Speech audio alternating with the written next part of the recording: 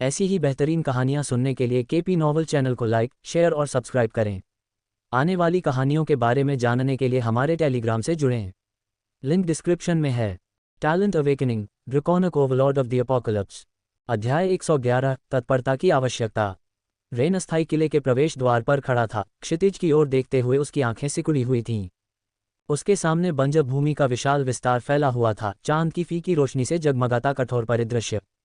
दूर एक छोटा बिंदु बड़ा होने लगा, जिसने रेन का ध्यान आकर्षित किया। उसने उसे ध्यान से देखा, एक निकटवर्ती विमान के चिकने बॉडी फ्रेम को पहचानते हुए। उसके ईयरपीस में एक हल्की बीप आई, जो आने वाले प्रसारण का संकेत दे रही थी। रेन, ये पिकअप टीम है। हम आपके स्थान पर पहुंच रहे हैं।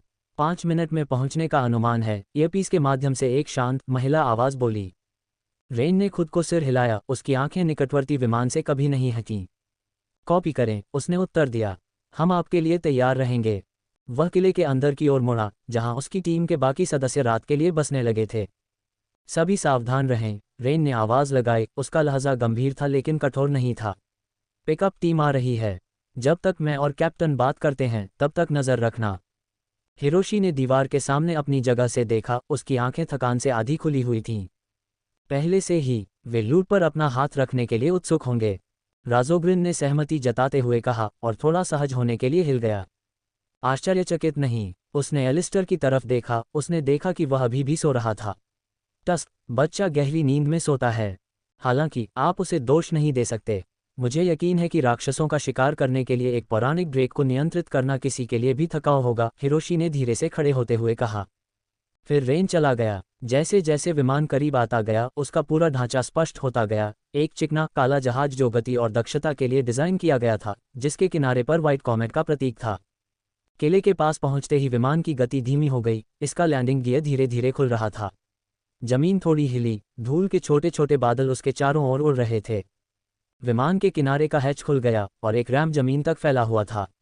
सबसे पहले बाहर निकलने वाली एक महिला थी, जिसके नीले बाल पानी की तरह उसकी पीठ पर बह रहे थे, जो उसकी तीखी नीली आंखों से मेल खा रहे थे।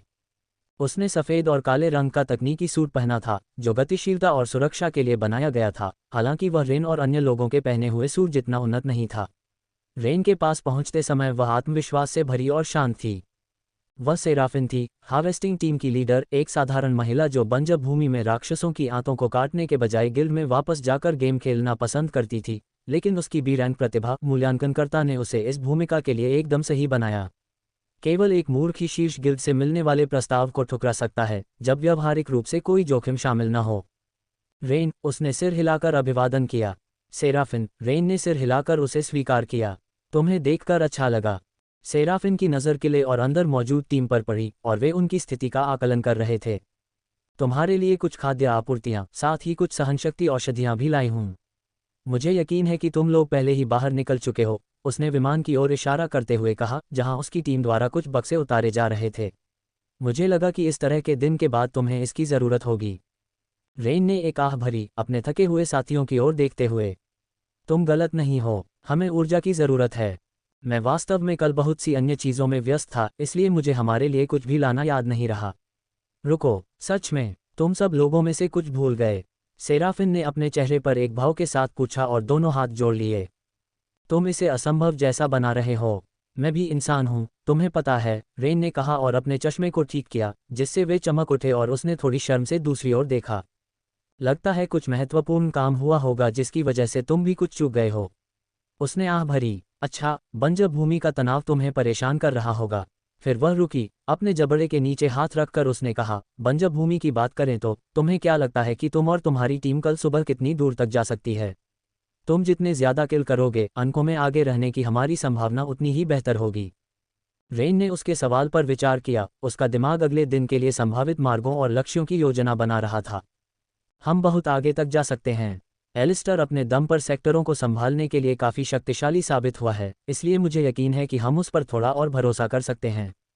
टीम थक गई है, लेकिन हम प्रबंधन करेंगे, जब तक हम इसे समझदारी से खेलते हैं। सेराफिन ने सिर हिलाया। अच्छा, बस ध्यान रखें कि अन्य गिल्ड, विशेष रूप से रीपर्स, सो भी नहीं रहे हैं।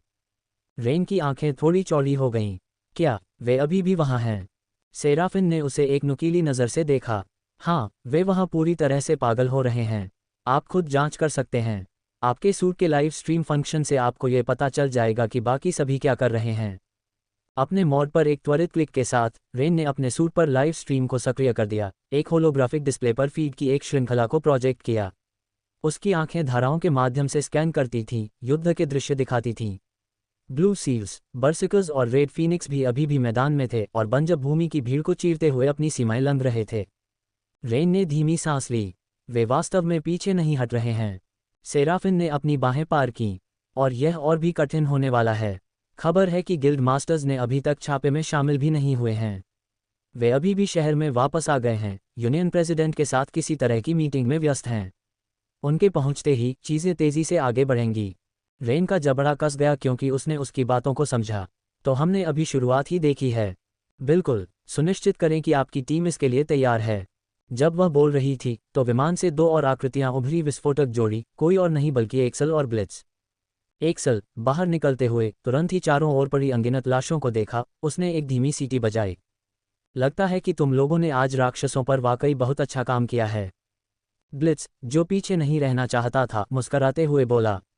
हाँ, वह जगह कहाँ है जहाँ एलिस्टर ने अकेले ही छापा मारा था? भाई ने पूरी भीड़ को मार गिराया।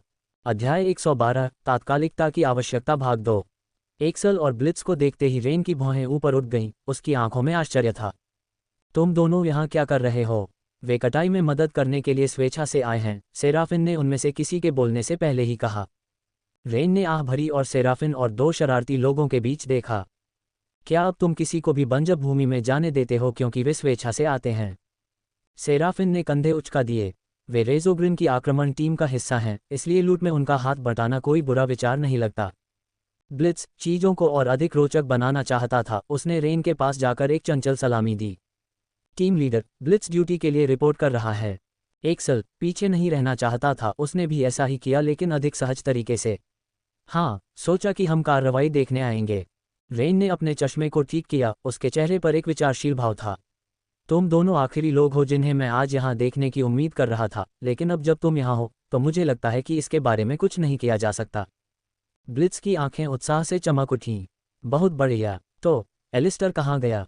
मैं देखना चाहता हूँ कि उसने उस पूरे होर NOWELLBEN.COM को कहाँ जला दिया। लेकिन स्पष्ट करने के लिए, अगर तुम दोनों में से कोई भी कुछ भी अजीब करता है तो मैं तुरंत लेडी एको को इसकी सूचना अवश्य दूंगा। इससे पहले कि वह अपना सवाल पूरा कर पाती, रेन ने बीच में बोल दिया। उसका स्वर गंभीर हो गया। लेडी एको के नाम के उल्लेख ने एक्सल और ब्लिट्स को तुरंत पीला कर दिया। एक्सल ने अजीब तरह से कंधे उचकाए, माहौल को हल्का करने की कोशिश करते हुए। नहीं नहीं सर, इतना गंभीर होने की ज़रूरत नहीं है। हम बस कुछ जले हुए राक्षस देखना चाहते हैं। रेन ने एक भौं उठाई। बस इतना ही बेहतर है, या जब हम वापस आएंगे तो तुम्हारा सामना मिस एको से होगा। एक्सल और ब्लिट्स दोनों धीरे धीरे घूमे। उनका उत्साह पूरी तरह से खत्म हो गया। एलिस्टर कहाँ गया ये भूल जाओ, ब्लिट्स ने कहा। उसकी आवाज़ में मुश्किल से फुसफुसाहट थी। हम बस दूसरों की मदद करने जाएंगे। रेन ने अपनी नज़रें सिकोड़ लीं। उसकी आवाज़ में थोड़ी झुंझलाहट थी। अच्छा, अब चले जाओ। तुम दोनों को देखकर उस छोटी सी शरारत की यादें ताज़ा हो जाती हैं जो तुम दोनों ने हॉट स्प्रिंग्स में की थी। हम जा रहे हैं सर, एक्सल और ब्लिट्स ने एक साथ चिल्लाया। उनकी आवाज़ें गूंज रही थीं क्योंकि वे गति पकड़ रहे थे और भाग रहे थे। अच्छा हुआ, रेन ने कहा, अपना ध्यान वापस लाइव स्ट्रीम पर केंद्रित करते हुए। सेराफिन ने ठहाका लगाया। हे भगवान, कभी कभी तुम लेडी एको की तरह ही तीव्र होते हो। ये स्वाभाविक ही है। वह मेरी एक और रोल मॉडल है, रेन ने कहा, अभी भी लाइव स्ट्रीम को देखते हुए। सेराफिन ने एक भान उठाई। ठीक है, तो तुम्हारी क्या योजना है? रेन ने सिर हिलाया। इस नई जानकारी के साथ ऐसा लगता है कि हम सभी जिस अच्छी रात की नींद का इंतजार कर रहे थे वह अब अलविदा हो सकती है। मैं पहले से ही इसे मिस कर रही हूँ क्योंकि मुझे अपना हिस्सा नहीं मिला। लगता है कि मैं दूसरों को जगाऊंगी और उन्हें बताऊंगी कि हमें आगे बढ़ना है। मैं इस साल मास्टर यूतो को फिर से शर्मिंदा नहीं करना चाहती। सेराफिन ने अपने मुखौटे के नीचे से आह भरी।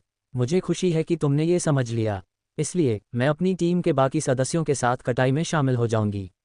मैंने पहले ही गपशप में काफ़ी समय बर्बाद कर दिया है। रेन ने फिर से सिर हिलाया। किसी भी तरह की चूक से बचने के लिए मैं और बाकी लोग कटाई पूरी करने के बाद चले जाएंगे। तुम्हें क्या लगता है कि तुम्हें इसमें कितना समय लगेगा? सेराफिन ने अपने जवाब पर विचार करते हुए रुकी और सोच समझकर अपने जबड़े के नीचे हाथ रखा। शायद और 3 घंटे। तुम लोगों ने यहाँ वाकई बहुत कुछ किया है, इसलिए इसमें और भी समय लग सकता है। तो कोई बात नहीं, रेन ने जवाब दिया। अपना समय लो।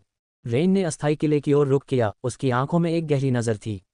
अन्य गिल्ड द्वारा अपनी सीमाएं लांघने की खबर ने उसके भीतर एक आग जला दी थी। वह अपनी टीम को पीछे नहीं रहने दे सकता था। जैसे ही वह वापस अंदर आया, हिरोशी और रेजोग्रिन ने उसे देखा, उनकी आंखें थकान से भारी थीं। दूसरों को जगाओ, रेन ने आदेश दिया, ऐसा लगता है कि हम उम्मीद से पहले फिर से आगे बढ़ेंगे। गोरो ने हलचल मचाई, उसकी आवाज़ नींद से भरी हुई थी। ऐसा कैसे? लाइव स्ट्रीम के अनुसार अन्य गिल्ड अभी भी राक्षसों को मार रहे हैं, विशेष रूप से रीपर्स, रेन ने समझाया, उसकी आंखें अभी भी होलोग्राफिक डिस्प्ले पर टिकी हुई थीं। रेजोग्रिन ने अपनी आवाज़ में झुंझलाहट के भाव के साथ बड़बड़ाया, पागल कमीने, मुझे उम्मीद है कि वे ज़्यादा मेहनत करने की वजह से एक या दो हाथ तोड़ देंगे, उन सहनशक्ति की औषधियों को पानी की तरह पीते हुए। रेन ने अपने हाथ से होलोग्राफिक विंडो बंद कर दी। वास्तव में उन्हें दोष नहीं दिया जा सकता। आखिरकार यह एक प्रतियोगिता है।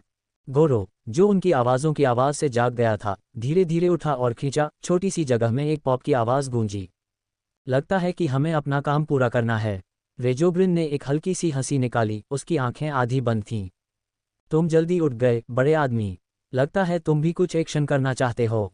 गोरो ने अपनी गर्दन को कई तेज झटके देकर तोड़ दिया। अगर यह हमें जीत दिलाएगा तो ये बुरा विचार नहीं है। उम्मीद है कि वे हर दिन ऐसे नहीं होंगे, वरना हम में से कोई जल्दी ही जल सकता है। रेन ने सिर हिलाया, उसकी नज़र दोनों के बीच घूम रही थी। ये देखकर अच्छा लगा कि तुम दोनों हमेशा की तरह सतर्क हो। वह दूसरों की ओर मुड़ा, उसकी आवाज़ दृढ़ थी। हालांकि अभी थोड़ा जल्दी है, हम जल्द ही निकल रहे हैं।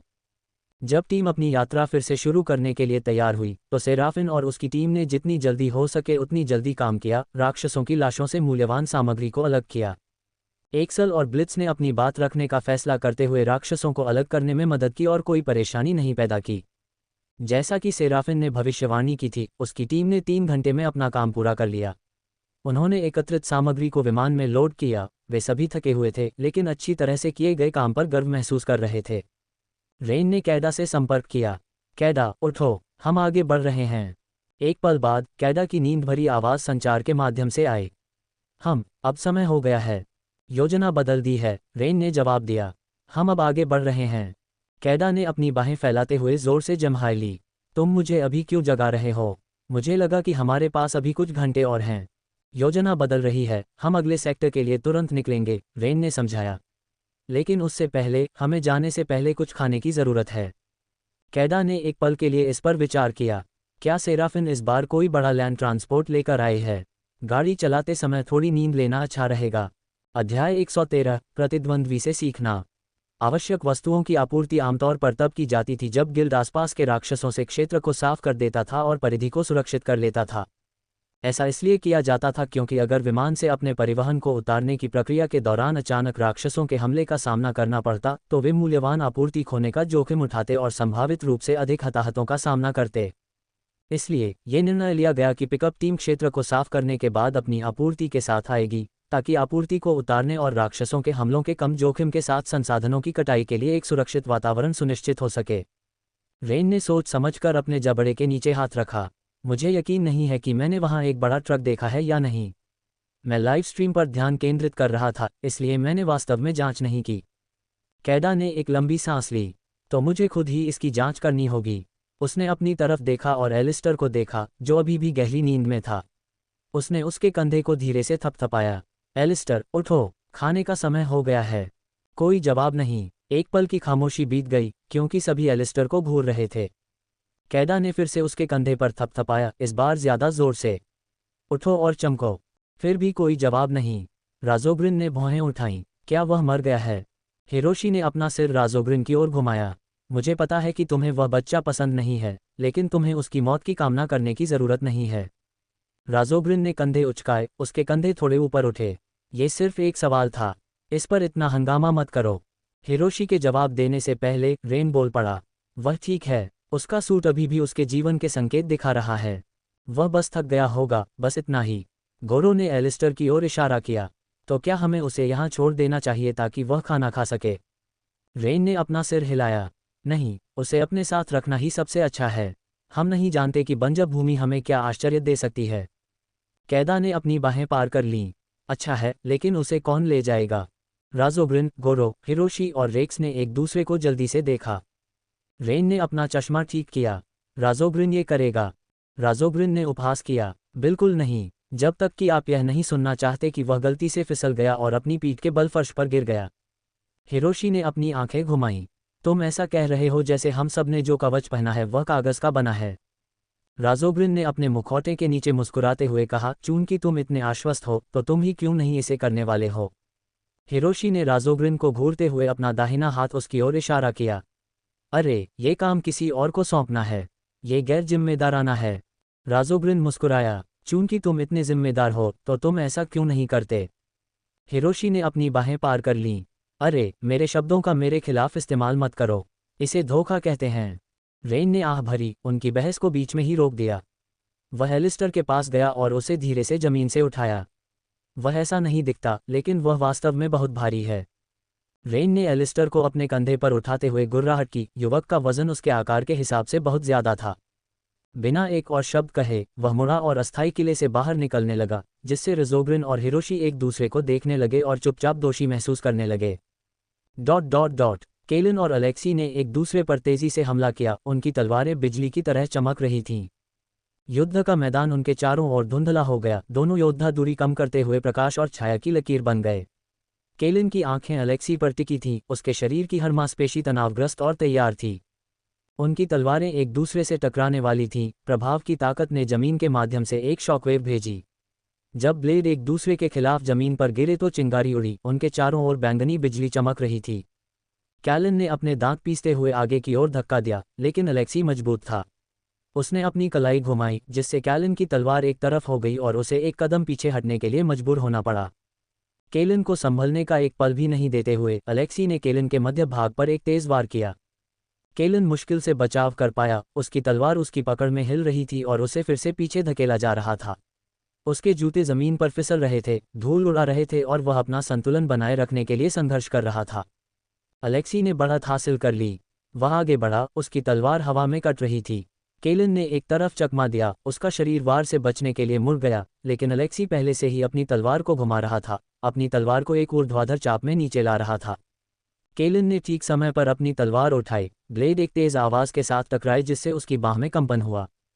मुझे उसके साथ बने रहने का कोई तरीका खोजना होगा, वह मुझसे कहीं ज्यादा कुशल है। जिस तरह से वह लड़ता है वह बहुत परिष्कृत और साथ ही बहुत बर्बर लगता है। केलन के विचार तेजी से दौड़ रहे थे। वार की ताकत से केलन लड़खड़ाते हुए पीछे हट गया, उसके पैर मुश्किल से असमान जमीन पर पकड़ बना पा रहे थे। अलेक्सी ने अपनी आंखों में एक भयंकर भाव के साथ हमला किया। उसकी तलवार धुंधली हो गई क्योंकि उसने कई तेज हमले किए। कैलन की मांसपेशियां तनावग्रस्त हो गईं क्योंकि उसने अवरोध डाला और बचाव किया। उसकी हरकतें लगातार हताश होती जा रही थीं। वह तलवार चलाने में मुझसे ज्यादा अनुभवी है। अगर चीजें इसी तरह चलती रहीं तो वह अंततः मुझ पर हावी हो जाएगा। वे एक दूसरे के चारों ओर चक्कर लगाते रहे, उनकी तलवारें बार बार टकराती रहीं। युद्ध के मैदान में धातु पर धातु की आवाज गूंजती रही। उनके द्वारा उठाए गए प्रत्येक कदम से धूल के बादल हवा में उड़ते रहे। उनके पैरों ने खून से सनी धरती पर गहरे निशान छोड़े। उनके चारों ओर बिजली चमक रही थी। उनकी ब्लेड से निकलने वाली ऊर्जा जमीन पर चमक रही थी और हवा में शक्ति भर रही थी। कैलन की सांसें उखड़ रही थीं। अलेक्सी के हमलों का सामना करने के प्रयास में उसकी मांसपेशियां जल रही थीं। उसने अलेक्सी के बचाव में कोई रास्ता निकालने की कोशिश की, लेकिन ड्रैगन नाइट प्रकृति की शक्ति की तरह था। अलेक्सी की तलवार एक शक्तिशाली ओवरहेड स्ट्राइक में नीचे आए और कैलन के पास इसे रोकने के लिए अपनी खुद की ब्लेड उठाने का समय ही नहीं था। प्रभाव ने उसे एक घुटने पर बैठने के लिए मजबूर कर दिया। उसके हाथ दबाव में काम रहे थे। क्या हुआ कैलन? मुझे लगा कि तुम मुझे सबक सिखाना चाहते हो। क्या ये सब एक अधिपति की तलवार कर सकती है? दयनीय। कैलन ने घुरघुराहट की। उसके दांत भींचे हुए थे क्योंकि वह पीछे धकेलने के लिए संघर्ष कर रहा था। लेकिन अलेक्सी की ताकत बहुत ज्यादा थी और कैलन को अपनी खुद की शक्ति कम होती हुई महसूस हो रही थी। चलो एलिस्टर, सोचो, ऐसा कुछ होना चाहिए जो वह कर रहा है जो मैं नहीं कर रहा हूं। क्योंकि यह शरीर मेरी आदत से बहुत ज्यादा शक्तिशाली है, मैं बिना ऊर्जा बर्बाद किए अपने हमलों को ठीक से नियंत्रित नहीं कर सकता। मुझे किसी तरह इसे बदलना होगा। अलेक्सी को देखते ही कैलन की बैंगनी आंखें और अधिक केंद्रित हो गईं, जैसे कि वह कुछ सीखने की कोशिश कर रहा हो। अलेक्सी को लगा कि कुछ गड़बड़ है, इसलिए उसने अपनी तलवार घुमाई, जिससे कैलन की तलवार एक तरफ हो गई और उसे खुला छोड़ दिया। बिना रुके अलेक्सी की मुट्ठी आगे की ओर बढ़ी और एक हथौड़े की ताकत से कैलन की छाती पर जा लगी। कैलन को पीछे की ओर फेंका गया, उसका शरीर हवा में उछलकर जमीन पर गिर गया। वह फिसलकर रुक गया, धूल और मिट्टी उसके कवच से चिपक गई और वह उठने की कोशिश करने लगा। अध्याय 114 गर्व और शक्ति के बीच। फिर अलेक्सी धीरे धीरे केलिन के पास जाने लगा, बोलते समय उसकी आवाज़ में तिरस्कार भरा हुआ था, उसकी तलवार उसके कंधे पर झूल रही थी। मुझे नहीं पता कि तुम क्या सोच रहे हो, शायद तुम पर भूत सवार हो। किसी भी तरह मुझे अब ईमानदारी से परवाह नहीं है। चूंकि तुम हमारे कबीले की कलाओं के मूल सिद्धांतों का भी उपयोग नहीं कर सकते, इसलिए तुम हमारे कबीले के गौरव पर एक दाग बन गए हो, और अब मैं खुशी खुशी तुम्हारी अक्षमता के कलंक से हमारे वंश को मुक्त करूंगा। उसने धीरे धीरे अपनी बड़ी तलवार को ऊपर उठाया। उसके चारों ओर रून चिन्ह चमक उठे और ब्लेड भी चमकने लगा, मानो तेज हो रहा हो। केलिन के विचार तेजी से दौड़ने लगे क्योंकि वह अपने शब्दों को संसाधित कर रहा था। ऐसा करते समय समय धीमा होता हुआ प्रतीत हो रहा था। मूल सिद्धांत, कबीले की कलाएं। बेशक मैं कुछ गलत कर रहा हूं। अब जब मैं इसके बारे में सोचता हूं तो मुझे याद आता है कि डार्विन कैसे चलता था। जब भी वह दौड़ता था तो एक अजीब तरीके से अपनी पूंछ हिलाता था और हर कदम पर उसे अपने शरीर के विपरीत दिशा में रखता था। ... कुछ लोग कहेंगे कि यह उनकी बॉक्स के बाहर सोचने की क्षमता है। अन्य लोग तर्क दे सकते हैं कि ये दूसरों की तुलना में नई चीज़ों को अधिक तेज़ी से सीखने की उनकी क्षमता है। जबकि ये वास्तव में सच है, इन्हें कभी कभी औसत व्यक्ति थोड़े अधिक प्रयास से भी हासिल कर सकता है। तो आखिर क्या उन्हें इतना भयानक बनाता है? मैं आपको बताता हूँ। एक जीनियस को वास्तव में भयानक बनाने वाली बात यह है कि वे उन कनेक्शनों और संभावनाओं को देख पाते हैं जिन्हें दूसरे समझ भी नहीं पाते। ये सिर्फ बॉक्स के बाहर सोचने के बारे में नहीं है, ये पूरी तरह से नए बॉक्स बनाने के बारे में है जो खेल के नियमों को फिर से परिभाषित करते हैं। उनका दिमाग उस स्तर पर काम करता है जो उन्हें पूर्वानुमान लगाने, नया करने और ऐसे तरीकों से अनुकूलन करने की अनुमति देता है जिससे दूसरों को पकड़ने के लिए संघर्ष करना पड़ता है। सीमाओं को आगे बढ़ाने की उनकी इच्छा और असंभव प्रतीत होने वाली चीज़ों को वास्तविकता में बदलने की उनकी क्षमता ही उन्हें दूसरों से अलग करती है और उन्हें इतना भयानक बनाती है। कल्पना कीजिए कि आप ऐसे खेल में जीतने की कोशिश कर रहे हैं जहां हर बार निर्धारित नियम बदलते हैं। क्या ये संभव भी है?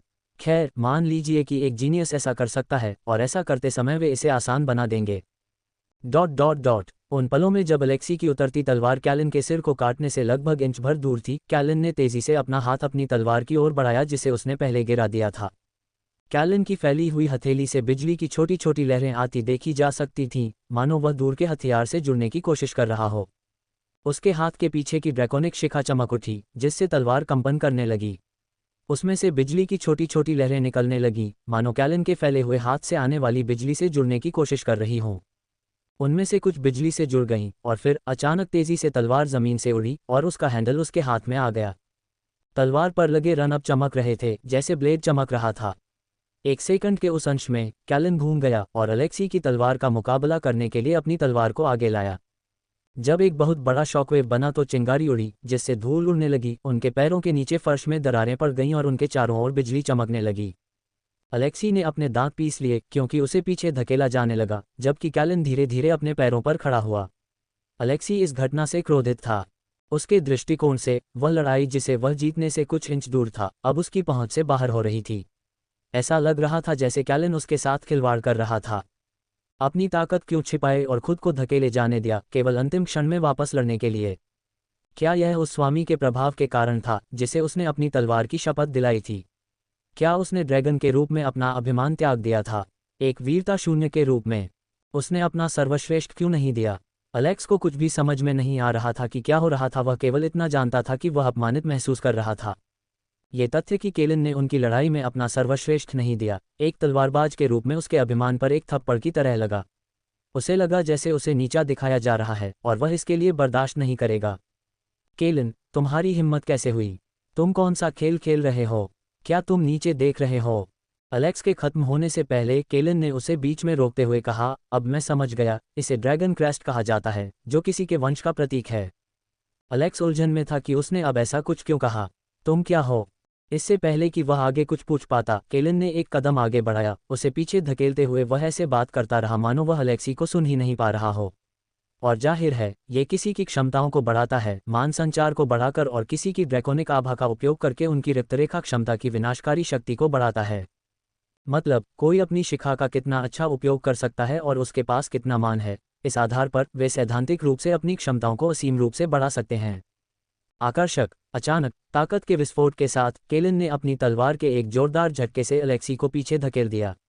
बल ने उसे काफी दूर तक पीछे धकेल दिया, जिससे उसके पैर जमीन में धंस गए और वह धीरे धीरे रुक गया। वह अपनी जगह पर खड़ा रहा, उसके चारों ओर धूल उड़ रही थी, केलिन की आकृति को अस्पष्ट कर रही थी, सिवाय उसकी दो चमकती बैंगनी आंखों के, जब वह धीरे धीरे आगे बढ़ा। अलेक्सी ने हमला करने की तैयारी की, लेकिन रुक गया, खुद को तैयार करते हुए, ये जानते हुए कि लड़ाई अभी कुछ पल पहले की तुलना में बहुत अधिक तीव्र होने वाली थी। अचानक कैलिन के दिमाग में सिस्टम की आवाज़ गूंजी। ड्रैगन क्रास्ट की अवधारणा को व्यक्तिगत रूप से समझने के लिए खिलाड़ी को बधाई। ब्लडलाइन एबिलिटीज की अवधारणा को व्यक्तिगत रूप से समझने के लिए खिलाड़ी को बधाई। ध्यान दें, ये पता चला है कि यह एक दंडात्मक खोज है, इसलिए कोई पुरस्कार नहीं दिया जाएगा।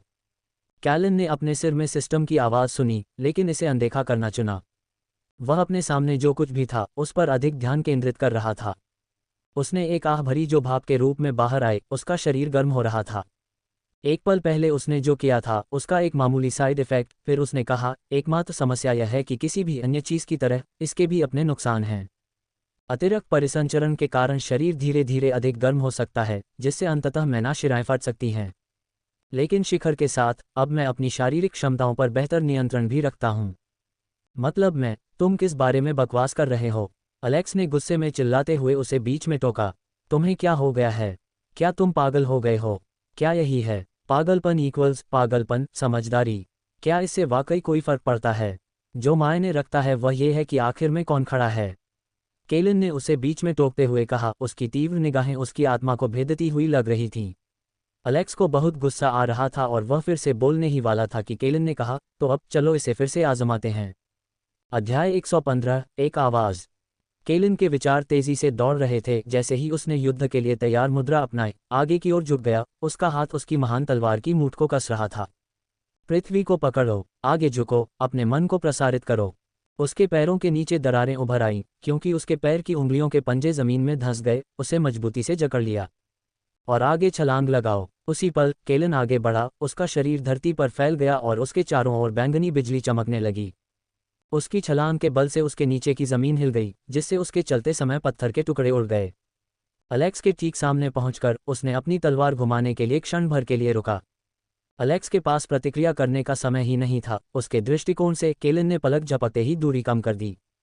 सहज रूप से उसने अपनी तलवार को एक चौड़े ऊर्ध्वाधर नीचे की ओर घुमाया, जिसका उद्देश्य कैलिन के वार को रोकना था।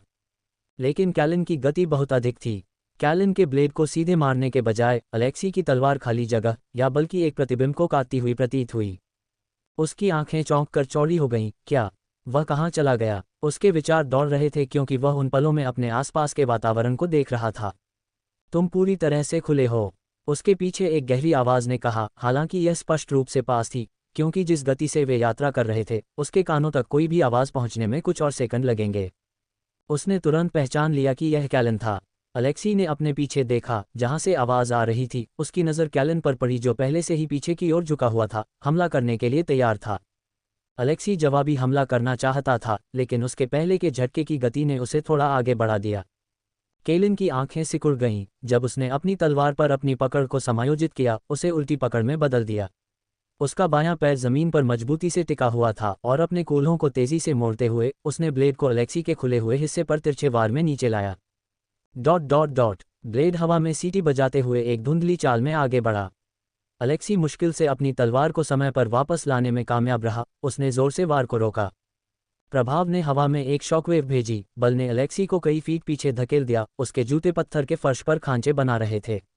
स्टील के टकराने से चिंगारी उड़ी, जिससे उनके बीच की जगह थोड़ी चमक में चमक उठी। जैसे ही अलेक्सी ने पीछे की ओर एक बड़ी छलांग लगाई, केलिन ने तेजी से वार करना शुरू कर दिया। हर वार पिछले से ज्यादा तेज था।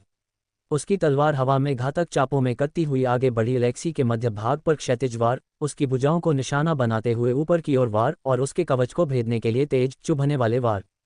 अलेक्सी को बचाव की मुद्रा में आना पड़ा। उसकी आंखें निराशा और गुस्से से चौड़ी हो गईं। उसने अपनी तलवार को बेतहाशा घुमाया, बहिराज के साथ तालमेल बनाए रखने की कोशिश की। इस प्रक्रिया में पैदा हुई हवा के झोंके उनके चारों ओर हिंसक रूप से घूम रहे थे, जिससे तलवार के बड़े बड़े निशान पड़ रहे थे। अपना संतुलन बनाए रखने के लिए उसके पैर तेजी से आगे बढ़े। बायां पैर पीछे की ओर बढ़ा, दायां पैर बगल की ओर खिसका। हर वार को रोकने और रोकने के लिए उसने अपनी चाल बदली। लेकिन कैलिन तेज था, उसकी हरकतें धुंधली थीं। जब भी वे चारों ओर हमला करते हुए अपनी तलवारों से टकराते, कैलन का ब्लेड और भी ज्यादा जोर से जमीन पर लगता, जिससे अलेक्सी अपनी सीमा तक पहुंच जाता, उसका रुख बिगड़ जाता और उसका संतुलन बिगड़ जाता।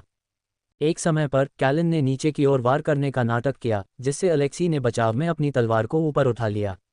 लेकिन आगे बढ़ने के बजाय कैलन ने अपने बाएं पैर को तेजी से घुमाया, अपने शरीर को दाईं ओर घुमाया। उसकी तलवार अलेक्सी के पैरों पर निशाना साधते हुए एक कम घुमाव में घूमी, इतनी तेज गति से कि ब्लेड लगभग अदृश्य हो गया। अलेक्सी मुश्किल से पीछे कूदने में कामयाब रहा, लेकिन कुछ नुकसान होने के बिना नहीं। कैलन की तलवार की नोक उसके कवच को छूती हुई, तराजू को चीरती हुई और उसके मांस को छूती हुई, खून की एक पतली रेखा खींचती हुई। अलेक्सी दर्द से कराह उठा, जमीन पर गिरते समय थोड़ा लड़खड़ाया, लेकिन जल्दी से अपने पैरों पर खड़ा हो गया। कैलन ने उसे एक पल भी आराम नहीं करने दिया। वह आगे बढ़ा, उसकी तलवार पहले से ही दूसरे वार के लिए हरकत में थी। इस बार उसने अलेक्सी की तलवार वाली भुजा पर निशाना साधा। ब्लेड एक तेज चाप में नीचे आया, झूलने के बल से हवा का एक झोंका आया जिसने उनके चारों ओर धूल उड़ा दी। अलेक्सी ने रोकने के लिए अपनी तलवार उठाई, लेकिन कैलन के वार की ताकत बहुत ज्यादा थी। प्रभाव ने उसके हाथ को हिला दिया, जिससे उसके कंधे तक एक बड़ा सुन्न करने वाला झटका लगा। उसकी पकड़ ढीली हो गई और कैलन ने मौके का फायदा उठाया। अपनी कलाई को तेजी से हिलाते हुए कैलन ने अपनी तलवार को अलेक्सी की ओर घुमाया और तलवार को उसके हाथ से छीनने के मौके का फायदा उठाया। तलवार जमीन पर गिरी, कई फीट दूर जाकर रुकी। अलेक्सी सदमे में था, उसका हाथ अपने हथियार के खोने से झुनझुनी कर रहा था। वह अपनी तलवार की ओर बढ़ा, जवाबी हमला करने की कोशिश कर रहा था, लेकिन कैलन पहले ही आगे बढ़ चुका था। उसके तलवार तक पहुंचने से पहले ही उसके ठीक सामने पहुंचकर कैलन ने अपना पैर जमीन पर मजबूती से टिकाया और फिर से आगे की ओर गोली चलाई। इस बार उसने अपने शरीर को नीचे की ओर झुकाया। उसने अपनी तलवार को एक चौड़े, व्यापक चाप में घुमाया, ब्लेड हवा में कट रहा था। अलेक्स के पास स्ट्राइक से बचने के लिए जमीन पर लुढ़कते हुए एक तरफ गोता लगाने के अलावा कोई विकल्प नहीं था। लेकिन कैलन पहले से ही उसके कदम का अनुमान लगा रहा था। उसने अपना वजन अपने पिछले पैर पर डाला और फिर से मुड़ा। उसकी तलवार अलेक्स की हरकतों का पीछा कर रही थी, जैसे कोई शिकारी अपने शिकार का पीछा कर रहा हो। जैसे ही अलेक्स अपने पैरों पर खड़ा होने की कोशिश कर रहा था, कैलन उसके ऊपर था। उसकी तलवार अलेक्स के पैर पर एक शक्तिशाली ऊर्ध्वाधर वार कर रही थी। अलेक्स ने आखिरी सेकंड में अपने शरीर को मोड़ने में कामयाबी हासिल की ताकि सीधा वार न हो, लेकिन ब्लेड अभी भी उसकी जांघ को छू रहा था, स्केल, मांस और मांसपेशियों को काट रहा था। वह दर्द से चिल्लाया, उसका पैर उसके नीचे मुड़ गया और वह एक घुटने पर गिर गया। कैलन उसके ऊपर खड़ा था, उसकी तलवार ऊंची उठी हुई थी, उसकी धार रोशनी में चमक रही थी। अलेक्सी ने ऊपर देखा, उसके चेहरे पर दर्द, डर और गुस्से का भाव था। उसने आगे बढ़ने, वापस लड़ने की ताकत जुटाने की कोशिश की, लेकिन उसका शरीर मानने से इनकार कर रहा था। लड़ाई ने उसे थका दिया था और कैलन के अथक हमलों ने उसे पतन के कगार पर ला खड़ा किया था। कैलन भारी सांस लेते हुए लेकिन फिर भी शांत, धीरे धीरे अपनी तलवार को नीचे किया जब तक कि उसकी नोक अलेक्सी की छाती के ठीक ऊपर नहीं आ गई। उसकी बैंगनी आंखें उसकी बिजली की चमक के अवशेषों से चमक रही थीं, अलेक्सी की आंखों पर टिकी हुई थीं। सब खत्म हो गया, अलेक्सी, कैलन ने अपनी तलवार उठाते हुए कहा, उसे नीचे धकेलने और अपना जीवन समाप्त करने वाला था। लेकिन फिर उसे अपनी छाती में एक अजीब सी सनसनी महसूस हुई, क्योंकि यह अचानक कस गई, जिससे वह रुक गया और इसे कसकर पकड़ लिया। ये दर्द क्या है? कैलन ने सोचा। कहीं से उसने अपने सिर में एक आवाज़ गूंजती हुई सुनी।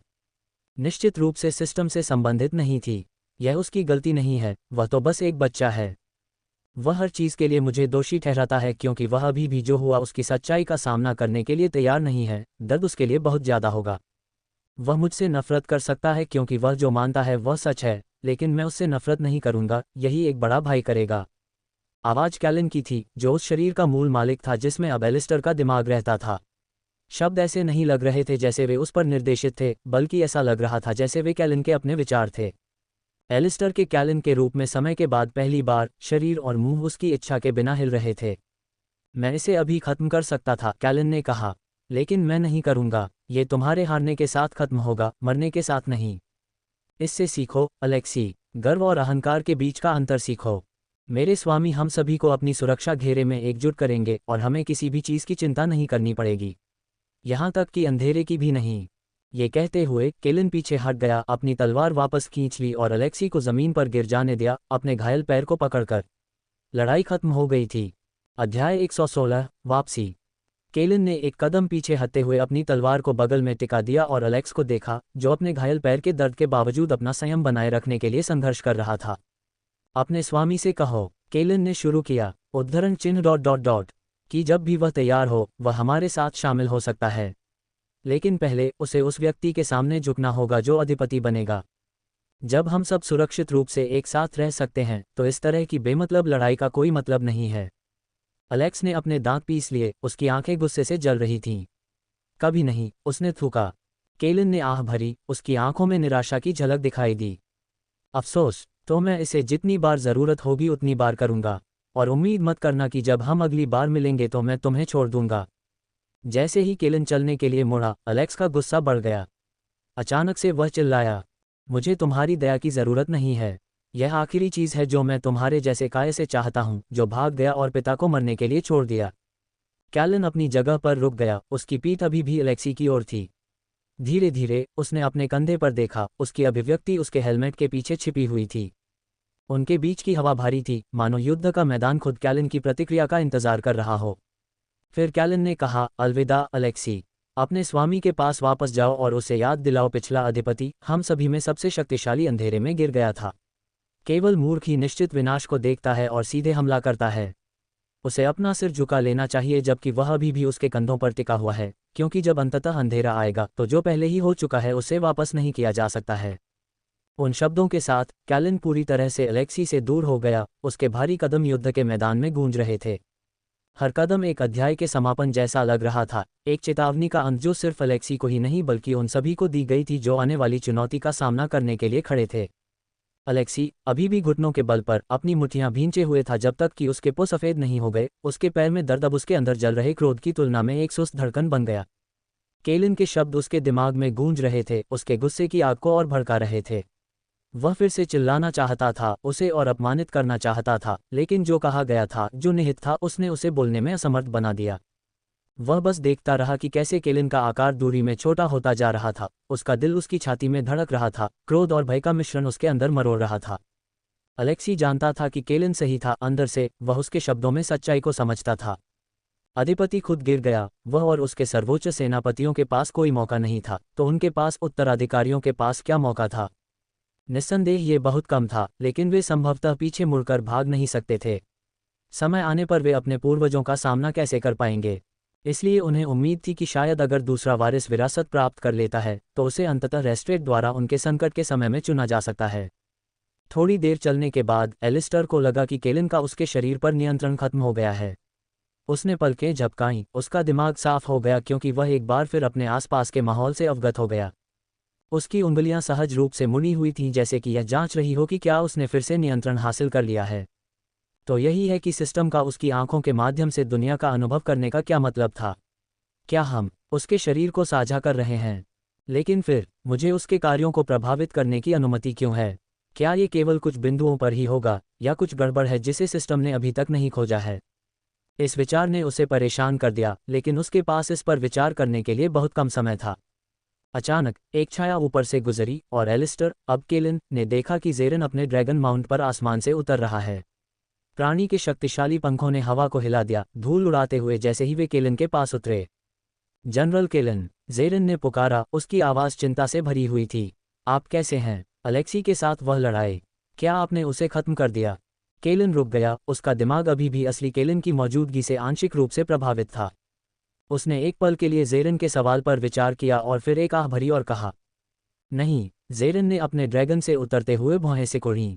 उसकी नज़र कैलिन पर पड़ी, उसके विचारों को समझने की कोशिश कर रहा था। क्यों नहीं? तुमने उसे हरा दिया, ऐसा करना समझदारी भरा काम होता। कैलिन ने ज़ेरन की ओर देखा, उसका फैसला अभी भी उसके दिमाग में घूम रहा था। शायद, लेकिन मेरे पास अपने कारण हैं और मैं चाहूंगा कि तुम मुझसे सवाल न करो। वह संभवतः ये नहीं कह सकता था कि वह ऐसा करना चाहता था, लेकिन असली कैलिन ऐसा नहीं करना चाहता था, यह अजीब लगेगा। ज़ेरन की नज़र एक पल के लिए कैलिन पर रही, उसे लगा कि उसके शब्दों में कुछ और है। फिर एक सरल सिर हिलाकर वह शांत हो गया, उसके चेहरे पर एक छोटी सी मुस्कान फैल गई।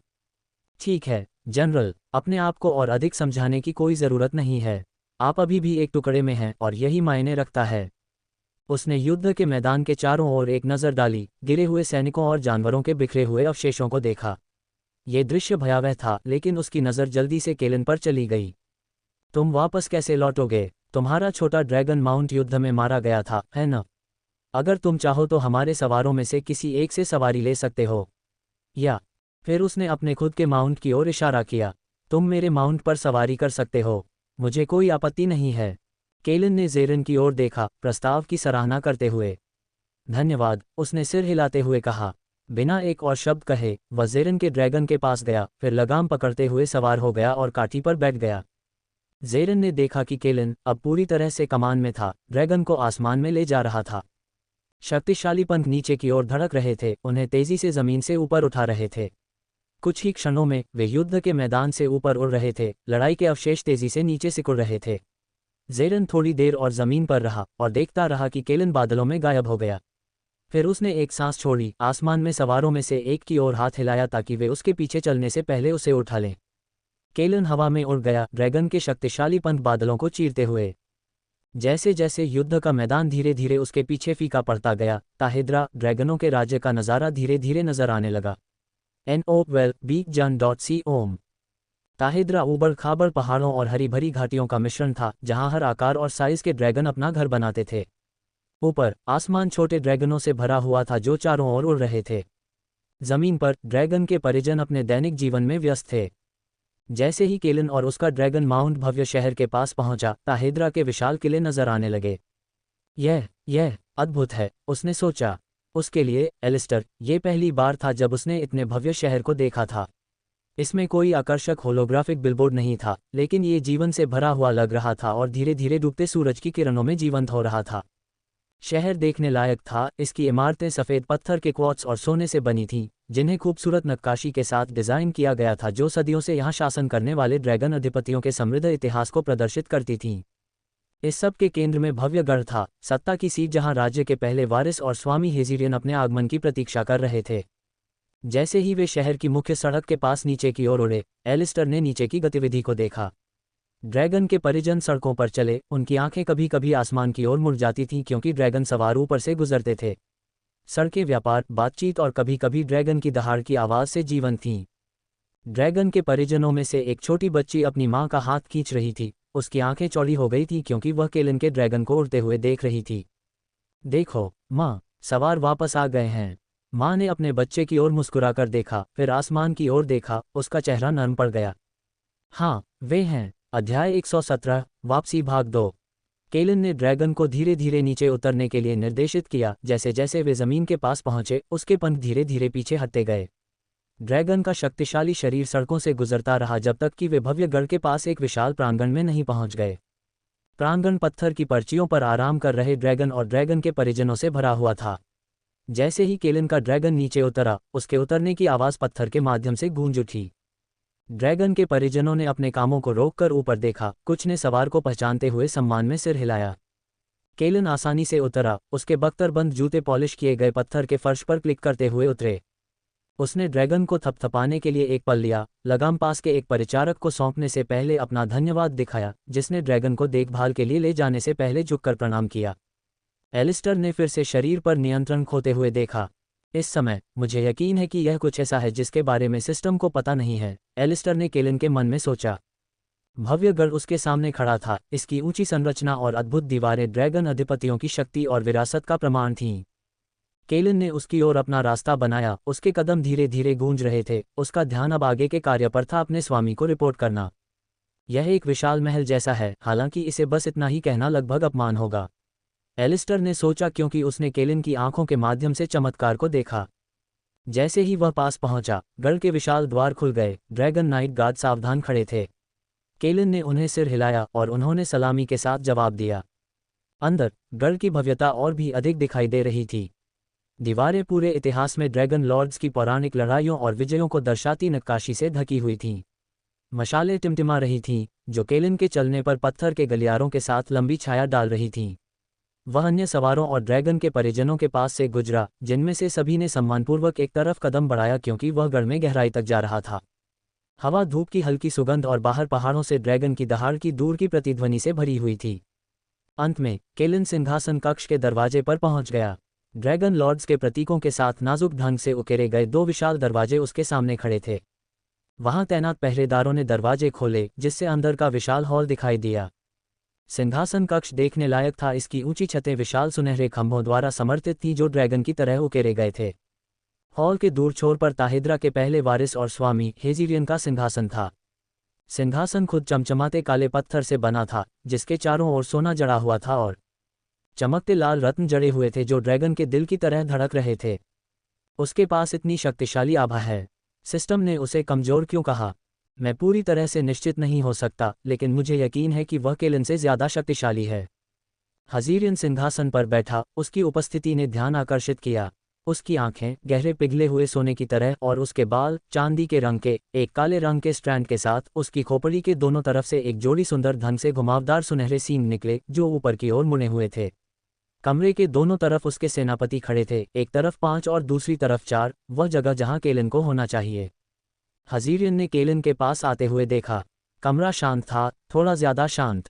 केलन आगे बढ़ा, उसके कदमों की आवाज विशाल कक्ष में गूंज रही थी। जब वह सिंहासन के पैर तक पहुंचा तो वह रुक गया और एक गहरी सांस लेकर खुद को एक घुटने पर झुका लिया। अपना सिर झुकाते हुए उसने सम्मान दिखाने के लिए अपने दिल पर मुट्ठी रखी। मेरे स्वामी हेजिरियन, उद्धरण चिन्ह ... मैं युद्ध के मैदान से लौट आया हूँ। मिशन पूरा हो गया, हालांकि रिपोर्ट करने के लिए बहुत कुछ नहीं है। हमें कुछ नुकसान हुआ, लेकिन हमारे कई सवार वापस लौट आए। वह एक पल के लिए रुका, फिर बोला, मैं आपकी आज्ञा के अनुसार सेवा करने के लिए तैयार हूँ। कमरे में सन्नाटा छा गया क्योंकि हेजिरियन की नज़र अपने जनरल पर टिकी हुई थी। हेजिरियन की नज़र थोड़ी नरम पड़ गई और वह आखिरकार बोलने से पहले सांस छोड़ने लगा। अच्छा किया केलन, उद्धरण चिन्ह ... तुमने मेरी अच्छी सेवा की है और तुम्हारा समर्पण किसी की नज़र से नहीं छूटता। केलन अभी भी एक घुटने पर था, उसे कृतज्ञता की भावना महसूस हुई। उसके स्वामी की प्रशंसा उसके लिए किसी भी उपाधि या खजाने से ज्यादा मायने रखती थी। ये वह स्वीकृति थी जिसकी उसे तलाश थी, यह आश्वासन की उसके प्रयासों को महत्व दिया गया। अपना सिर थोड़ा ऊपर उठाते हुए केलन ने हेजिरियन की ओर देखा। धन्यवाद मेरे प्रभु, उद्धरण चिन्ह ... आपकी और राज्य की सेवा करना सम्मान की बात है। एक पल के लिए सन्नाटा छा गया। हालांकि जनरलों में से एक आगे बढ़ी, उसके कवच मशाल की रोशनी में चमक रहे थे। ये जनरल लिरिया वॉन नाटावॉर्ड थी, जो सर्वोच्च श्रेणी की एक प्राकृतिक ड्रैगन थी, जो अपनी बुद्धिमत्ता और भयंकर युद्ध कौशल के लिए जानी जाती थी। वह एक आकर्षक व्यक्ति थी, जिसके लंबे बहते हरे बाल और गहरी हरी आंखें थीं। लिरिया की नज़र केलन पर एक ऐसे भाव से टिकी थी जो उत्सुक और चुनौतीपूर्ण दोनों था। तुमने लौटने में अपना समय लिया केलन, तुमने देरी क्यों की? निश्चित रूप से युद्ध का मैदान आपके कौशल वाले किसी व्यक्ति के लिए बहुत बड़ी चुनौती नहीं थी। केलन, जो अब तक अपने पैरों पर खड़ा हो चुका था, बिना किसी हिचकिचाहट के लिरिया को देखता रहा। वह उसका बहुत सम्मान करता था, ये जानते हुए कि उसके शांत बाहरी रूप के पीछे एक योद्धा था जिसने अनगिनत युद्ध देखे थे और हर एक में विजयी हुआ था। लिरिया के सवाल कभी भी तुच्छ नहीं थे, उनका उद्देश्य हमेशा उन सच्चाइयों को उजागर करना था जिन्हें दूसरे अनदेखा कर सकते हैं। कुछ जटिलताएं थीं, केलन ने स्वीकार किया, लेकिन वे ऐसी कोई चीज़ नहीं थी जिन्हें मैं अंत में संभाल नहीं सकता था। दुश्मन जितना हमने अनुमान लगाया था उससे कहीं ज्यादा चालाक था और उन्होंने ऐसी रणनीति अपनाई जिसके लिए एक अलग दृष्टिकोण की आवश्यकता थी। हालांकि मैंने सुनिश्चित किया कि हमारे उद्देश्य पूरे हों और हमारी सेना कम से कम हताहतों के साथ वापस लौटी। लिरिया की आंखों में स्वीकृति के समान कुछ झलक रहा था, हालांकि उसने इसे खुलकर व्यक्त नहीं किया। इसके बजाय उसने धीरे से सिर हिलाया। जटिलताएं, उसने लगभग अपने आप से दोहराया। युद्ध में ऐसे बहुत से लोग हैं। ये जानकर अच्छा लगा कि आप अनुकूलन करने में सक्षम थे। हम अपने दुश्मनों को कम आंकने का जोखिम नहीं उठा सकते, खासकर अब। केलन ने सहमति जताते हुए अपना सिर झुकाया। वह जानता था कि लिरिया की चिंता कोई व्यक्तिगत अपमान नहीं थी, बल्कि राज्य और उसके लोगों के प्रति उसकी गहरी प्रतिबद्धता का प्रतिबिंब थी। वह एक पूर्णतावादी होने की प्रतिष्ठा रखती थी, जो न केवल खुद से बल्कि अपने आसपास के लोगों से भी सर्वश्रेष्ठ की मांग करती थी। हेजिरियन, जो एक विचारशील भाव के साथ आदान प्रदान को देख रहा था, अपने सिंहासन पर थोड़ा आगे झुक गया। इस हरकत ने सभी का ध्यान फिर से उसकी ओर खींचा। कमरे में हवा एक बार फिर बदल गई। ये सुनकर वाकई अच्छा लगा, हेजिरियन ने कहा। केलन ने अपने स्वामी का सामना करते हुए पूछा, वास्तव में मेरे स्वामी, फिर से आपकी बाधा का प्रशिक्षण कैसा चल रहा है? अंधेरा जल्द ही आ सकता है, यह महत्वपूर्ण है कि आप इसके लिए तैयार रहें। अध्याय 118, छाया और तराजू। बाधा से केलन हेजिरियन की रक्तरेखा क्षमता ओवरलॉर्ड के तराजू का उल्लेख कर रहा था। अन्य ड्रैगन कुलों के विपरीत शाही कुलों में स्वाभाविक रूप से बिल्कुल वही ड्रैगन शिखा नहीं थी। इसके बजाय उनके पास पूरे शिखा के हिस्से थे जो पहले गर्वित ड्रैगन अधिपति ड्रैगन भगवान के पूरे शरीर पर थे। उनके लिए इसका मतलब यह था कि प्रत्येक शाही परिवार के सदस्य के पास उनके साथ सबसे अधिक संगत शिखा होगी।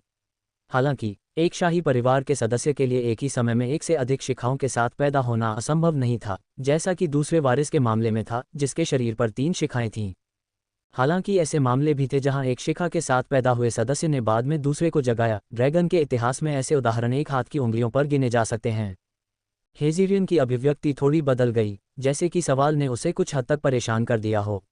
वह थोड़ा उदास दिख रहा था, हालांकि उसके बाकी सेनापति यह नहीं बता सकते थे क्योंकि वे उसे लंबे समय से नहीं जानते थे। कैलन, जो हमेशा उसके साथ रहता था, तुरंत बता सकता था, हालांकि उसने इस बारे में कुछ भी नहीं कहना चुना।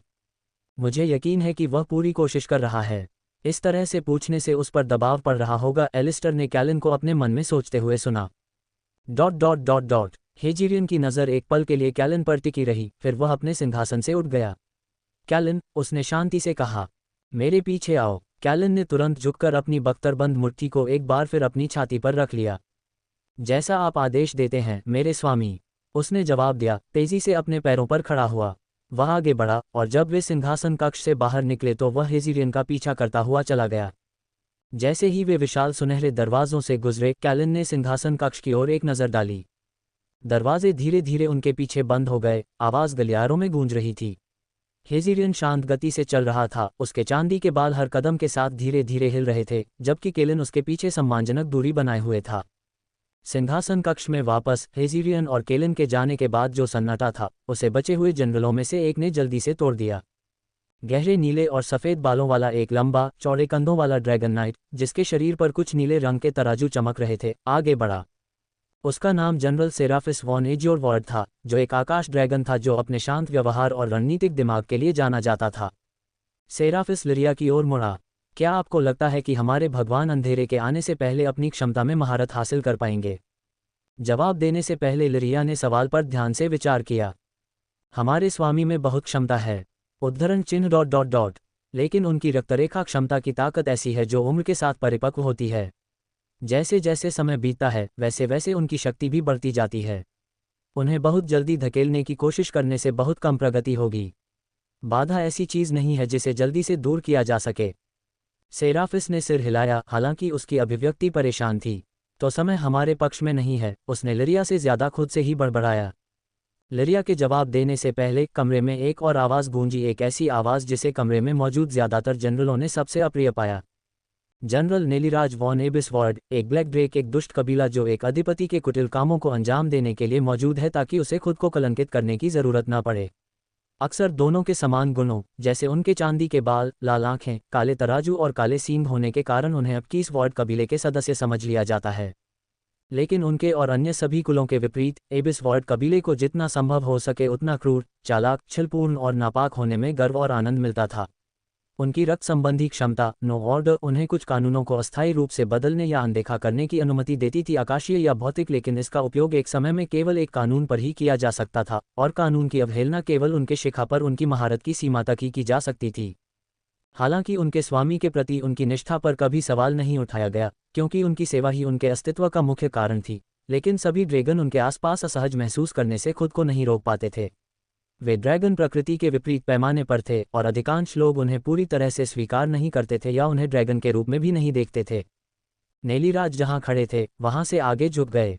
उनकी उपस्थिति बेचैन करने वाली थी। उनकी अभिव्यक्ति एक ऐसी मुस्कान में बदल गई जो उनकी मानसिक प्रवृत्तियों को मुश्किल से छिपा पा रही थी। नेलिराज की आवाज़ तीखी और ताना मारने वाली थी जब उन्होंने पूछा, तो क्या हम सभी को मरना तय है? उन्होंने हंसते हुए कहा, उनकी आंखें एक विकृत तरह के मनोरंजन से चमक रही थीं। अगर हमारे स्वामी समय रहते अपनी क्षमता पर काबू नहीं पा सके, तो क्या हम सभी अंधेरे में शून्य हो जाएंगे? सवाल हवा में लटका हुआ लग रहा था। उनके शब्दों ने सिंहासन कक्ष में अचानक असहजता का एहसास कराया। अन्य जनरलों ने एक दूसरे की ओर देखा, लेकिन कोई भी नहीं बोला। नेलिराज को अपनी वजह से होने वाली परेशानी अच्छी लग रही थी। उनकी प्रतिक्रिया को देखते हुए उनकी मुस्कान और भी चौड़ी हो गई। हालांकि लिरिया ने पीछे हटने से मना नहीं किया। उसने नेलिराज की ओर देखा। हम योद्धा हैं। उद्धरण चिन्ह। हम हर दिन मौत का सामना करते हैं। अगर ऐसा हुआ तो हम अपनी आखिरी सांस तक लड़ेंगे। लेकिन हमारे स्वामी को कम मत आंको। वह युवा हो सकता है, लेकिन उसका संकल्प मजबूत है और उसकी क्षमता बहुत बड़ी है। अंधेरा भयानक है, लेकिन हम भी भयानक हैं। नेलिराज की मुस्कान थोड़ी फीकी पड़ गई, लेकिन वह जल्दी से फिर से मुस्कुराया। उसकी आंखें लिरिया को देखते हुए सिकुड़ गईं। ओह प्लीज़, मुझे योद्धा वाली बकवास से बचाओ। मैं और यहाँ मौजूद हम सभी जानते हैं कि हम काया हैं। हम अंधेरे का सामना करते हुए मरना नहीं चाहते थे, और यही बात हमें पहले वारिस के प्रति अपनी वफादारी की शपथ लेने के लिए प्रेरित करती है। उम्मीद है कि उसका अवरोध जो किसी तरह उसकी रक्षा करता था, वह हमारे लिए भी वैसा ही करेगा। मेरा मतलब है, हम कैसे नहीं करेंगे। हम डर गए थे। कल्पना कीजिए कि एक निराकार राक्षस ने न केवल पिछले अधिपति को खत्म कर दिया, बल्कि हमारे कबीले के हर एक सदस्य को भी अपने साथ ले गया। उस चीज़ ने मेरे पिता को खत्म कर दिया, और उसने मुझे पहले ही इतना डरा दिया था कि मैं उसका चेहरा नहीं देख सकता था, इसलिए उसे खत्म करने वाली किसी चीज़ ने मुझे अंदर तक हिला दिया। हालांकि बूढ़े आदमी को मरते देखना इस सारी अराजकता में एक खुशी की बात थी, लेकिन अंत में उसने जो चेहरा बनाया, उससे मेरा खून खौल उठा और खून बहने लगा। नीलिराज की गहरी हंसी सिंहासन कक्ष में गूंज उठी, उसकी मुड़ी हुई मुस्कान अभी भी उसके चेहरे पर थी। उसने अपना सिर थोड़ा झुकाया, उसकी आंखें सिकुड़ गईं क्योंकि वह उनकी प्रतिक्रियाओं को देख रहा था। अचानक एक और जनरल आगे बढ़ा, उसने एक ऊंची और शक्तिशाली आभा दी। उसके बाल गहरे लाल रंग के थे, जो उसकी ज्वलंत निगाहों में टिमटिमाते अंगारों से मेल खाते थे। उसके सिर के दोनों ओर गहरे लाल सींगों की एक जोड़ी थी। अध्याय 119 ड्रैगन भगवान की छाया में। उसकी त्वचा पर कुछ गहरे लाल रंग के शल्क उभर आए, जो उसकी प्रभावशाली उपस्थिति को और बढ़ा रहे थे। ये जनरल वेलर वॉन एम्बरवॉर्ड था, एक लावा ड्रैगन जो युद्ध में अपनी तीव्र आक्रामकता के लिए जाना जाता था। बस, उसने नेली राज की ओर अपने शब्दों को निर्देशित करते हुए कहा। उद्धरण चिन्ह ... तुम मुझे घृणा करते हो, गंदगी। नेली राज की मुस्कान चौड़ी हो गई, उसकी आंखें एक क्रूर नज़र से चमक उठीं। वह सीधा हो गया, उसका आसन झुकने की मुद्रा में बदल गया, सम्मान का एक नकली प्रदर्शन। मुझे खुशी है कि मैं तुम्हारे पास पहुंच पाया, वेलर। यहाँ हाल ही में बहुत शांति रही है।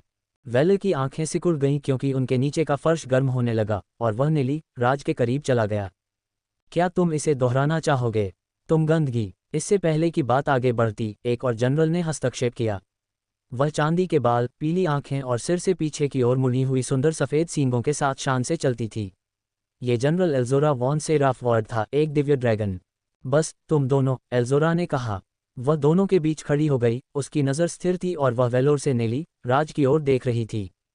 क्या तुम्हें शर्म नहीं आती, हमारे स्वामी के सिंहासन कक्ष में बच्चों की तरह झगड़ते हुए? हमें उनकी ताकत के स्तंभ होने चाहिए, न कि छोटे मोटे झगड़े करने वाले। नेली राज की मुस्कान थोड़ी फीकी पड़ गई, हालांकि वह अभी भी अपने मजाकिया अंदाज में था। दूसरी ओर वेलोर ने एक कदम पीछे हट लिया, उसकी अभिव्यक्ति अभी भी कठोर थी, लेकिन उसने एल्जोरा का इतना सम्मान किया कि इस मुद्दे को आगे बढ़ाने से परहेज किया। एल्जोरा की नज़र थोड़ी नर्म हुई जब वह बोल रही थी। हमारे स्वामी को हमारी छोटी मोटी झगड़ों से कहीं ज्यादा चिंताएं हैं। हम एक ऐसे अंधकार का सामना कर रहे हैं जो हम सभी को निगलने की धमकी देता है। हमें उस पर ध्यान केंद्रित करना चाहिए, अपने मतभेदों पर नहीं। नीलिराज ने अपनी बाहें पार की, फिर भी मुस्कुरा रहे थे लेकिन कम खुले तौर पर शत्रुतापूर्ण। अल्जोरा, तुम हमेशा तर्क की आवाज़ थे, लेकिन हम में से कुछ लोग अलग अलग तरीकों से अपरिहार्य का सामना करते हैं। वेलर ने एक धीमी, निराश कर देने वाली गड़गड़ाहट की, लेकिन अपनी दूरी बनाए रखी। उसकी आंखें अभी भी नीलिराज पर टिकी हुई थीं। अपनी जुबान पर लगाम लगाओ, नीलिराज। तुम अपने विकृत तरीके से हमारे स्वामी की सेवा कर सकते हो, लेकिन तुम्हारे तरीके मुझे घृणास्पद लगते हैं, और वे हमेशा रहेंगे। अल्जोरा ने आह भरी, यह महसूस करते हुए कि वे शांत हो गए थे, लेकिन उनके बीच अभी भी तनाव था। हमें अपने कर्तव्यों पर ध्यान केंद्रित करना चाहिए। हमारे स्वामी को हमारी एकजुटता की जरूरत है, विभाजित की नहीं। अंधेरा हमारे मतभेदों को सुझाने का इंतजार नहीं करेगा। कमरे में माहौल तनावपूर्ण बना रहा, प्रत्येक जनरल अपने अपने विचारों में खोया हुआ था कि आगे क्या होने वाला है। एल्जोरा ने अपनी नज़र सिंहासन कक्ष के बंद दरवाजों पर घुमाई, चुपचाप उम्मीद कर रही थी कि हेजिरियन बहुत देर होने से पहले खुद को साबित कर देगा। ... जब हेजिरियन और कैलन महल के खामोश गलियारों से गुजरे तो दीवारों पर टिमटिमाती मशालों की लंबी छाया पड़ रही थी। हेजिरियन कैलन को महल के उस हिस्से में ले गया जिसे बहुत कम लोगों ने देखा था। वे ड्रैगन की नक्काशी से सजे सुनहरे दरवाजों के एक बड़े सेट के पास पहुंचे, जिनके तराजू मंद रोशनी में चमक रहे थे। बिना कुछ कहे हेजिरियन ने अपना हाथ उठाया और दरवाजे धीरे धीरे खुले, जिससे एक मार्ग दिखाई दिया। मार्ग की दीवारें सुनहरे रंग के रून से सजी हुई थीं, जो मंद मंद चमक रही थीं, मानो हेजिरियन की उपस्थिति को पहचान रही हों। सुरक्षित मार्ग में आगे बढ़ते हुए तेज दिमाग वाले कैलन को विस्मय का एहसास हुआ। आखिरकार वे वहां पहुंच गए, दरवाजों का एक और सेट, जो पहले वाले से भी ज्यादा भव्य था। हेजिरियन ने उन्हें खोलने से पहले एक पल के लिए रुक कर देखा, जिसके बाहर एक विशाल कक्ष दिखाई दिया। अंदर कक्ष अनगिनत खजानों से भरा हुआ था, सुनहरे सिक्के, अमूल्य कलाकृतियां, प्राचीन हथियार और हर रंग के चमचमाते रत्न। हवा पुराने जादू की खुशबू से भरी हुई थी और वातावरण लगभग पवित्र लग रहा था। हेजिरियन धीरे धीरे खजाने से गुजरा, खजानों को ऐसे देखा जैसे वे अंदर छिपे असली इनाम की तुलना में महत्वहीन हों। केलन उसके पीछे पीछे चल रहा था, उसकी आंखें चौड़ी हो गई थीं क्योंकि वह उनके चारों ओर मौजूद विशाल धन को देख रहा था। ये कुछ और ही है। ये व्हाइट कॉमेट्स में मैंने जो देखा उससे कहीं आगे है। मेरा मतलब है, क्या कोई अपने पूरे जीवन काल में भी यह सब इस्तेमाल कर सकता है? एलिस्टर ने आश्चर्य व्यक्त किया क्योंकि वह इस जगह में खजाने के पहाड़ों को देख रहा था। जब वे कक्ष के केंद्र में पहुंचे तो हेजिरियन रुक गया और कैलन की ओर मुड़ा। कैलन, उद्धरण चिन्ह ... क्या आप रेस्ट्रिया की किंवदंतियों को जानते हैं? कैलन ने धीरे से अपना सिर हिलाया। नहीं मेरे प्रभु, मैंने केवल यही सुना है कि यह सभी ड्रैगन जाति के लिए एक पवित्र खजाना है। हेजिरियन ने सिर हिलाया जैसे कि उत्तर की उम्मीद कर रहा हो। इसकी कहानी के बारे में एक कहानी प्रचलित है जिसे शाही वंश के बाहर बहुत कम लोग जानते हैं। वह रुका, उसकी नज़र कक्ष के दूर छोर पर एक बड़े, जटिल रूप से नक्काशीदार कुर्सी पर गई। ऐसा कहा जाता है कि ड्रैगन देवता, हमारे पहले पूर्वज, एक इच्छा से पैदा हुए थे, एक ऐसे प्राणी की इच्छा जिसे वह भी नहीं समझ सकता था। केलन ने ध्यान से सुना, जबकि हेजिरियन ने कहा, इस प्राणी की अपनी रचना के लिए एक ही इच्छा थी। उसने कहा, मैं चाहता हूं कि तुम ही मेरे पतन का कारण बनो। मुझे मृत्यु का अनुभव करने दो। केलन की आंखें हेजिरियन के शब्दों पर थोड़ी चौड़ी हो गईं। उसने पहले कभी ऐसी कहानी नहीं सुनी थी। यह विचार कि ड्रैगन देवता, सभी प्राणियों में सबसे शक्तिशाली, अपने निर्माता को अंततः नष्ट करने के उद्देश्य से बनाया गया था, दोनों ही तरह से परेशान करने वाला और कुछ हद तक विस्मयकारी था। अपने निर्माता की इच्छा का पालन करते हुए ड्रैगन देवता को उस लक्ष्य को प्राप्त करने के लिए अकल्पनीय रूप से मजबूत बनना पड़ा, इतना मजबूत कि यह असंभव लग रहा था। और इसलिए उसके निर्माता ने उसे एक उपहार दिया जो उसे बिना सीमा के मजबूत बनने की अनुमति देगा। ये रेस्ट्रिया था। हेजिरियन की नज़र केलन पर लौट आए, उसके होठों पर हल्की मुस्कान थी। क्या तुम जानते हो कि इसके बाद क्या हुआ, केलन? केलन ने एक बार फिर अपना सिर हिलाया। नहीं मेरे प्रभु। हेजिरियन की मुस्कान थोड़ी चौड़ी हो गई, उसकी आंखों में पुरानी यादों का भाव था। ड्रैगन भगवान ने ब्रह्मांड में तबाही मचाई, सब कुछ ताकत हासिल करने के लिए। लंबे समय तक कई लोग नहीं जानते थे कि इस नामहीन प्राणी को क्या कहा जाए। उसने न केवल विनाश और पीड़ा को जन्म दिया, बल्कि निरंतर अपरिहार्यता की भावना भी पैदा की, जैसे कि उसके कर्म अनंत काल तक जारी रहेंगे। और कई लोग चाहते थे कि वह चला जाए, अस्तित्व से मिट जाए। और इस प्रकार उसे ड्रैगन ऑन गॉन कहा गया, जिसका अर्थ था विनाश, पीड़ा, सभी इच्छाएं अनंत काल तक नहीं चलेंगी। हेजिरियन की आंखें चमक उठीं और वह मुस्कुराया और फिर बोला, लेकिन कई लोगों ने कहा कि यह बहुत लंबा था और इसलिए उसे ड्रैगन कहा गया। यह इतिहास हमारे स्वभाव में अंकित है और यही कारण है कि हमारा आभामंडल छोटे जीवों को इतना डराता है, क्यों ड्रैगन हमेशा ताकत के लिए प्रयास करते हैं, भले ही हम पहले से ही कितने शक्तिशाली क्यों न हों। एलिस्टर, केलन के दिमाग में ये सब सुनकर आश्चर्यचकित हुए बिना नहीं रह सका। क्या यही वह है जो सिस्टम मुझे सिखाना चाहता था? यदि ऐसा है तो मुझे क्यों मरना है? कुछ समय में पहली बार सिस्टम ने जवाब दिया, खिलाड़ी को यह समझने की आवश्यकता है कि उन लोगों के साथ क्या होता है जो एक कमजोर अधिपति का अनुसरण करते हैं। अध्याय 120, हेजिरियन की दुविधा।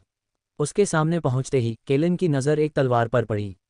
ये शुद्ध सोने से बनी हुई लग रही थी, लेकिन इसे देखकर कोई भी बता सकता था कि यह ऐसा नहीं था।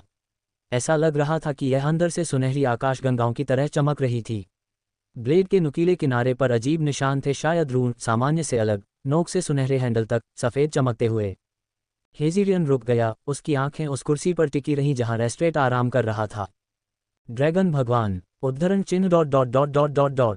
आखिरकार अपने निर्माता की अंतिम इच्छा को पूरा करने के लिए पर्याप्त मजबूत हो गया। रेस्ट्रेट को हाथ में लेकर उसने अपने निर्माता का जीवन समाप्त कर दिया, ठीक वैसे ही जैसे उसे नियति में लिखा था। हेजिरियन की आंखें काली पड़ गईं। जैसे ही वह आगे बढ़ा, तलवार के करीब गया, उसकी नज़र उसकी चमकती हुई ब्लेड पर टिकी रही। लेकिन उसके बाद, किसी कारण से, कोई नहीं जानता, उसकी मृत्यु हो गई।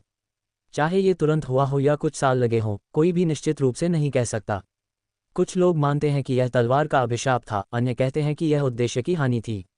लेकिन तथ्य यह है कि ड्रैगन देवता, सबसे शक्तिशाली प्राणी, अपनी मृत्यु को प्राप्त हुआ।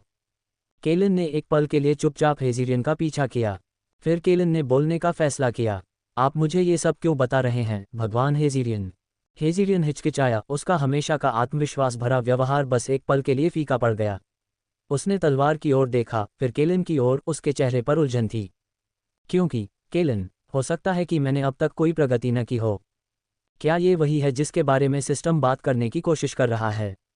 क्योंकि वह इतनी तेजी से मजबूत नहीं हो पाया कि वह अपने लोगों की रक्षा नहीं कर पाएगा। एलिस्टर ने आश्चर्य से केलिन की आंखों से हेजिरियन को देखा। हेजिरियन रुक गया, उसकी आवाज़ उसके गले में अटक गई। उनके कद के ड्रैगन लॉर्ड के लिए ऐसी कमजोरी दिखाना लगभग अनसुना था। उन्होंने अपनी मुट्ठियां भींच लीं, आगे बढ़ने से पहले एक गहरी सांस ली। लेकिन मेरा मानना है कि अगर मैं किसी तरह से ट्रिस्ट्रिएट को ड्रैगन गॉड के वंशज के रूप में पहचान दिला सकूं, तो शायद, बस शायद, मैं ज़रूरी ताकत हासिल कर सकूं। एक ऐसी मजबूत बाधा बनाने की ताकत जो सभी की रक्षा कर सके। आपका कबीला इस तरह के रूनों वाली तलवारों का इस्तेमाल करता है ना? मैं सोच रहा था कि शायद आप कर सकते हैं। हेजिरियन फिर से रुक गया, जैसे कि शब्द उसके गले में फंस गए हों। कैलिन की नज़र रेस्ट्रेट पर टिकी रही। जब वह आखिरकार बोला तो उसकी अभिव्यक्ति उसके हेलमेट के पीछे छिपी हुई थी। इस तरह की पौराणिक तलवार चलाना और एक प्राकृतिक हथियार वाली तलवार चलाना दो पूरी तरह से अलग अलग चीज़ें हैं, लॉर्ड हेजिरियन। यहाँ तक कि आप जैसे किसी व्यक्ति को भी इस बात का पूरा एहसास होना चाहिए। तलवार, यह अपने धारक को तय करती है। और यह कोई भी व्यक्ति नहीं है, यह अधिपति ही होना चाहिए। और यहाँ तक कि अधिपतियों के बीच भी इस पौराणिक हथियार द्वारा चुने गए लोगों की संख्या एक हाथ की उंगलियों पर गिनी जा सकती है। मेरे प्रभु, मैं जो कहना चाह रहा हूँ वह यह है कि आपको ट्रिस्ट्रिएट का उपयोग करने के विचार से बाहर निकलने का प्रयास करना चाहिए। आपको सबसे पहले अधिपति बनने पर ध्यान केंद्रित करना होगा। उद्धरण चिन्ह ... पहले विरासत से मान्यता प्राप्त करना। हेजिरियन सख्त हो गया, उसकी आंखें थोड़ी सिकुड़ गईं क्योंकि केलिन के शब्द उस पर पड़े। इससे पहले कि वह जवाब दे पाता, केलिन जल्दी से बोल पड़ा।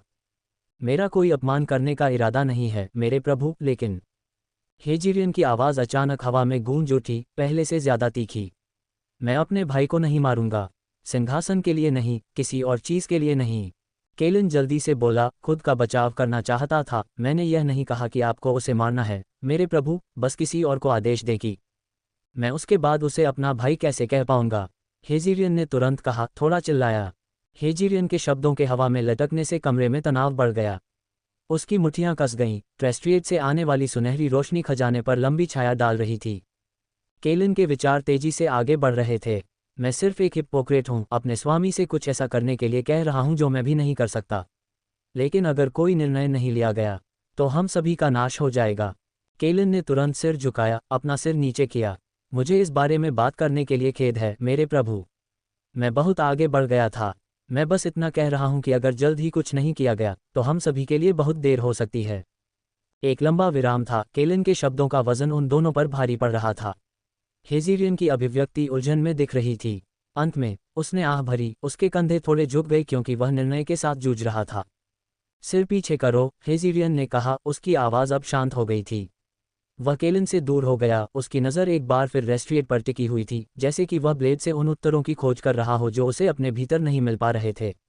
मुझे सोचने के लिए समय चाहिए। हाँ मेरे प्रभु। NOWELL-BE-IN.C ओम। केलिन ने अपनी एड़ी घुमाई, निर्देशानुसार जाने के लिए तैयार हो गया। जैसे ही वह भव्य दरवाजों पर पहुंचा, बाहर गलियारे में कदमों की आवाज़ गूंज उठी। दरवाजे खुले और एक ड्रैगन किंग गार्ड अंदर घुसा। उसके कवच की खनक उसके चलने पर सुनाई दे रही थी। उसका चेहरा सामान्य से ज्यादा पीला था, माथे पर पसीना बह रहा था। वह हेजिरियन के सामने एक घुटने पर बैठ गया, उसकी सांसें छोटी छोटी, घबराई हुई आवाज़ों में आ रही थीं। मेरे भगवान हेजिरियन, तुम्हारा भाई वह यहाँ है। उसकी सेनाएं शहर की दीवारों को पार कर गई हैं। वे हमला कर रहे हैं। क्या ये वह नहीं है जिस पर वह और मैं सहमत हुए थे? हमने कहा था कि हम निर्दोष लोगों को इसमें नहीं घसीटेंगे। हेजिरियन अपने भाई के साथ किए गए समझौते का जिक्र कर रहा था। उनके सेनापति आमने सामने होंगे और अंत में वे भी ऐसा ही करेंगे। सबसे ज्यादा जीत हासिल करने वाले को विजेता घोषित किया जाएगा और हारने वाला स्वेच्छा से अपना जीवन समर्पित कर देगा। हेजिरियन, जो अपने भाई से प्यार करने लगा था, अब खुद को ऐसी स्थिति में पाता है जहां उसे ड्रैगनकाइंड की रक्षा के लिए उसे मारना पड़ता है, जो उसकी सुरक्षा के लिए बेताब था। ये दुखद स्थिति टाली जा सकती थी अगर उनके पिता उत्तराधिकारी का नाम बताने के लिए लंबे समय तक जीवित रहते। लेकिन चूंकि ऐसा नहीं हुआ, इसलिए भाइयों को सिंहासन के लिए लड़ने के लिए मजबूर होना पड़ा। सच में हेजिरियन को शासन करने की कोई इच्छा नहीं थी। ये सिर्फ इतना था कि जब पहली बार अंधेरा छा गया था, तो वह अपने पिता के साथ था और कई लोगों ने उसकी खुद की रक्षा करने की क्षमता को देखा था। अब कई लोग उसके साथ खड़े होना चाहते थे। वह उन लोगों को दूर नहीं कर सकता था जिन्होंने अपनी वफादारी का वादा किया था, इसलिए उसे उनके लिए अपने भाई से लड़ना पड़ा। वह इसे व्यक्तिगत रूप से सुलझा लेता, लेकिन उनके सेनापति अपनी वफादारी साबित करना चाहते थे, जिसके कारण ये स्थिति पैदा हुई।